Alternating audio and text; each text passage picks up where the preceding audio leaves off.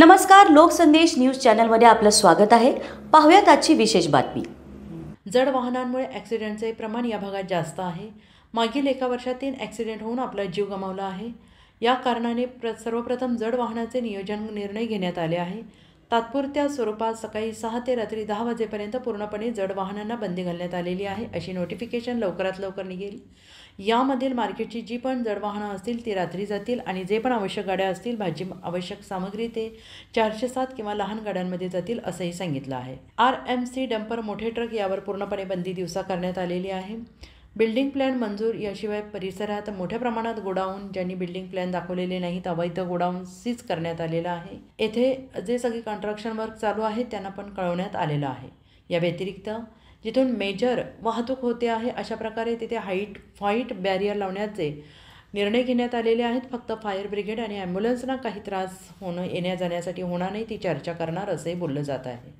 या व्यतिरिक्त या भागात काही दारूच्या दुकानांच्या बाजूला चकण्याची दुकानं, त्यामुळे या परिसरात चौकात इनडिसिप्लिन होत आहे। त्यामुळे या मोठ्या प्रमाणात नागरिकांची तक्रार होती। ते 2-3 ठिकाणं आहेत आणि त्यांचं लवकरच कारवाई त्यांच्यावर करण्यात येईल। त्यांचे कायमस्वरूपी लायसन्स रद्द करण्यासाठी किंवा दुकाने दुसऱ्या ठिकाणी स्थलांतरित करण्याकरिता उपाययोजना संबंधित विभागाकडून करण्यात येत आहे।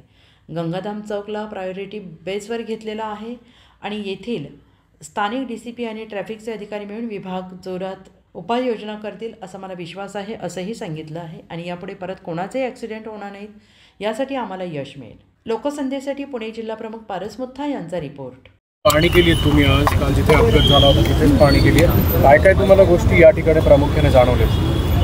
बेसिकली जड वाहनामुळे इथे ॲक्सिडेंटचे प्रमाण जास्ती आहे। मागचे 1 वर्षात 3 फेटल ॲक्सिडेंट इथे घडलेली आहे। त्या अनुषंगाने सर्वात प्रथम जड वाहनांची नियोजनसाठी काही निर्णय घेण्यात आलेले आहे। आता तात्पुरता स्वरूपात आजपासून आम्ही रात्री 10 ते सकाळी 6 वाजेपर्यंत फक्त जड वाहनांची प्रवास या परिसरात राहतील।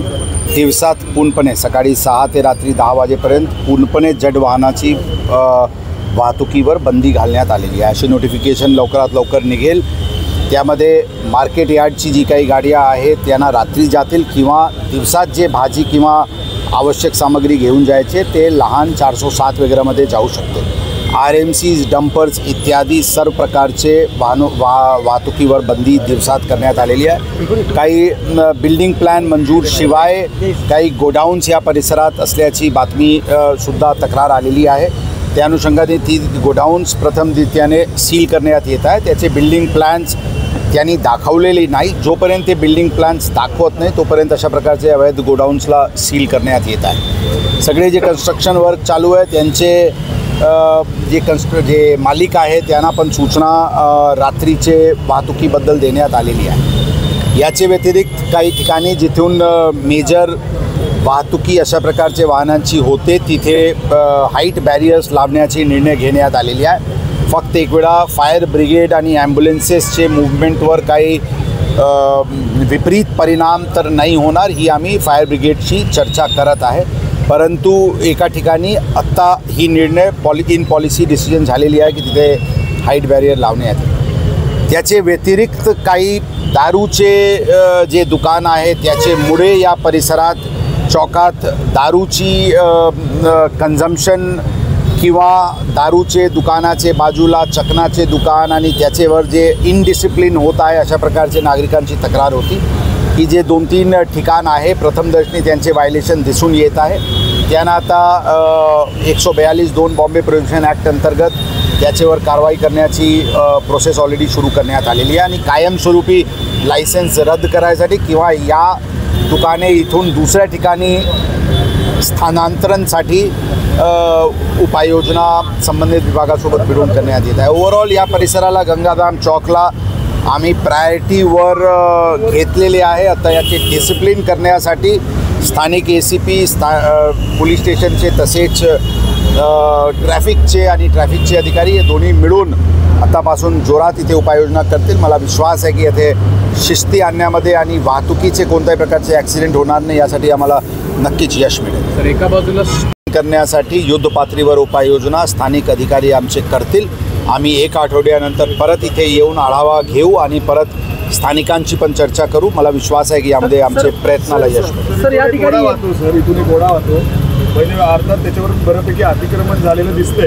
ते नेमकी ओढा कुठून वाहतो या संदर्भात कधी विचारलंय काय आहे माहिती काय पालिकेला पत्र करणार आपण? नक्कीच आम्ही ऑलरेडी सांगितले महानगरपालिकाशी संपर्कात आम्ही आहोत. या एरियाचे पूर्ण आढावा घेऊन जे काही अनधिकृत बिल्डिंग कन्स्ट्रक्शन झालेली आहे किंवा होत आहे किंवा जसे दारूचे दुकान इथे शाला जवळ आहे अशा आम्हाला लोकांनी सांगितले. 100 यार्डचे आत शाला असताना अशा प्रकारचे दारूचे दुकान असणे मेन चौकवर ज्याच्यामुळे वाहतुकीची अडचण होत आहे ही योग्य नाही आहे. त्याचे अशा प्रकारचे करेक्टिव्ह स्टेप्स मोठ्या प्रमाणात घेण्यात येईल. महानगरपालिकाला आमचे लोक संपर्क केलेले आहे. पूर्ण जंक्शनचे रिडिझायनिंग अत्यंत आवश्यक आहे. काही एरिया वायडनिंगची गरज आहे. काही ठिकाणी जे प्रथमदर्शनी अतिक्रमण दिसते किंवा इलिगल कन्स्ट्रक्शन्स दिसते ते पूर्ण काढणे गरजेचे आहे. महानगरपालिकाला अशी सूचना देण्यात येत आहे. त्यांच्याशी मिळून हे सगळे नियोजन पण करण्यात येईल. जे स्लोपबद्दल आहे ते एक मेजर इंजिनिअरिंग कन्सर्न आहे. महानगरपालिकांनी पूर्वी काही ग्रेडियंट कमी करण्याची प्रयत्न केला होता परंतु जितके पाहिजे तितके यश किंवा तितके रिझल्ट त्या प्रकरणातून दिसून आलेली नाही. याबद्दल नक्कीच महानगरपालिकासोबत मिळून काही ना काही आवश्यक करेक्टिव्ह मेजर्स घेण्यात येईल.